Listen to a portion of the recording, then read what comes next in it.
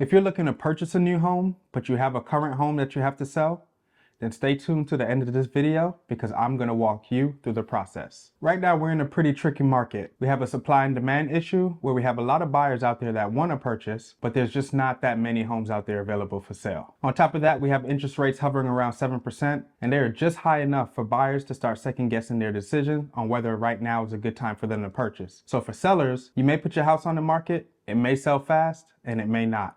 And this is making it very tough for anyone who needs to purchase a home but have to sell a home for them to move forward. So how do you effectively sell your home and line up the next purchase? My name is Worrell Thomas. I am a real estate advisor here in the Metro Atlanta area. One thing about real estate is that it's hyper local. So what's going on here in Atlanta may not be the same thing that you see that's going on in New York and California. Now, I've been living in Atlanta for a while. I've bought and sold homes here, and I make videos like these to help you make your next move your best move. So do me a favor, like this video, subscribe to the channel, leave a comment. All of it definitely helps me help other people buy and sell and invest right here in Atlanta. So without further ado, let's get into it.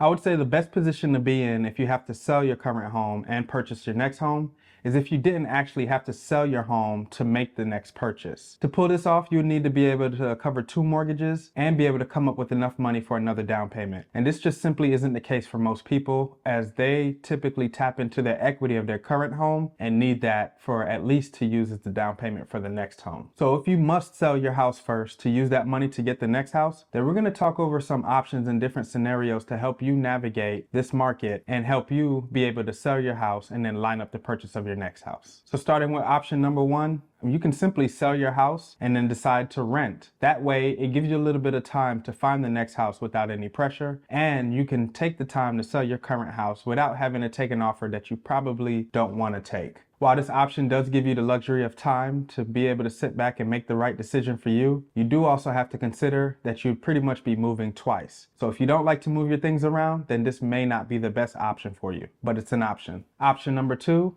you can use a temporary occupancy agreement when you're going to buy your new house. Now, your temporary occupancy agreement is going to allow you to stay in your current house even after you've sold it. Then it's going to give you enough time to be able to purchase your next house, or at least be able to find it. What you got to keep in mind though is that temporary occupancy agreements typically only limits you to about 60 days. Anything past that, lenders see that as a tenant-landlord situation, and you don't want to run into that. So I've used this method quite a bit. I actually recently just helped some friends sell a house and then purchase a house, and we lined it up perfectly. So the house they were selling was in Cumming, Georgia. It was in a great school zone, and it did get a lot of activity when we first put it on the market. So we were able to get an offer within the first weekend of putting the house on the market. But the scary thing is that we did not find the next house yet. The temporary occupancy agreement, putting that in place, that allowed us to have a little bit more time to find the next house. It gave my sellers a peace of mind because they knew that they were going to have a little bit more time, even after they close and get the proceeds from their sale, to be able to find that next house. And that's exactly what we did. We're able to find that house while they were on the contract, and then they used the time in the temporary occupancy to go ahead and make the move in a comfortable manner. A third option is my Easy Solutions program. And I can't take all the credit for this, so I teamed up with my brokerage and a lender to come up with a solution for people who's looking to purchase their next home, but don't necessarily want to move out of their current home yet. So on top of that, we can make you a cash offer, which is going to be a lot stronger in this market when you're going to put an offer in. So the way it works is this: you would get pre-approved through the program, but our lenders are going to write the contingency or pretty much represent you as a cash offer. So when you get your proof of funds, it's going to show that you have the cash to be able to go ahead and purchase this property outright. Makes you look just like a cash buyer. And again, sellers love that because they don't have to worry about a loan falling through, and they know it's a great ride to the closing table. The other good thing about this is, again, you'd be able to purchase the next house, and then you wouldn't have to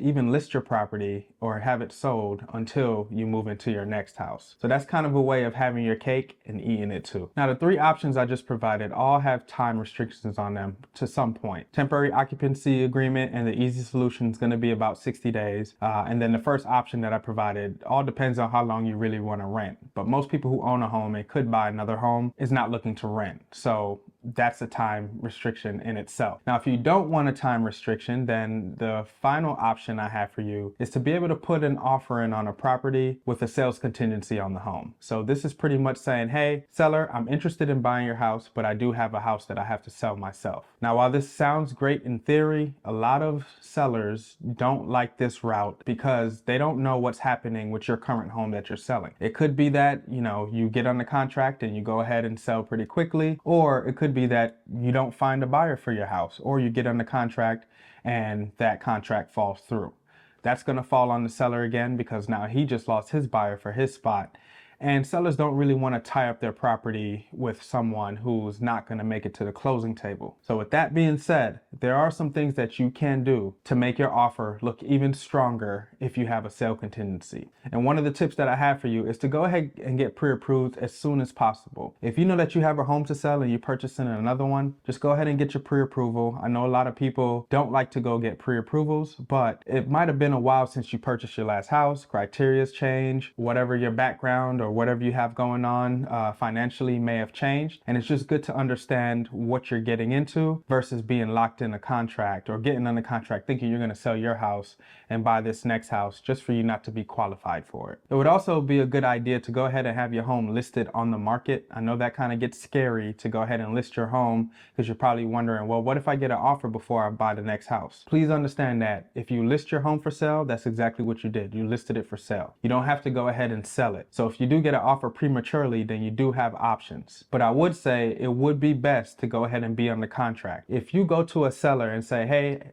Mr. Seller or Mrs. Seller, I want to put an offer on this house, but I have a home that I have to sell. If you are already under contract with that home, that seller's going to feel a lot better about accepting your offer versus if you came to him and your home wasn't listed or you just got listed. You will also want to get with your agent and make sure y'all are talking about market conditions because you want to understand what market you're in to have a good idea of whether if your offer with your sales contingency is going to be accepted or not. Now, if you really want to take the stress out of selling your home and give yourself some flexibility, then you might want to consider a little product that I have called the Easy Sell program. And it's just like it sounds. You sell your house easily. You don't have to list a property. So that means no showings, no open houses, no random people walking through your home. You get the flexibility of closing in as little as 15 days or 90 days. So this is going to help you line up if you find the next property, be able to line up those closings so that you're not homeless for a few days. You also have the option of temporary occupancy through this program as well. So remember, if you close on your home, you can choose a certain amount of days that you want to stay after,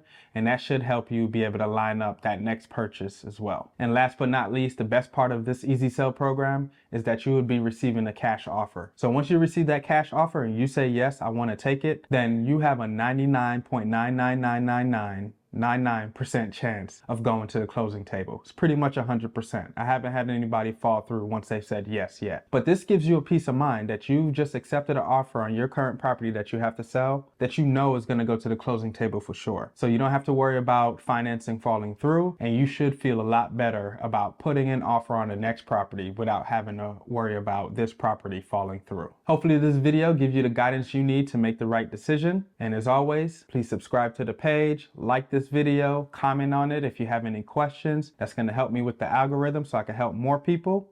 And of course, always stay tuned so I can make your next move your best move.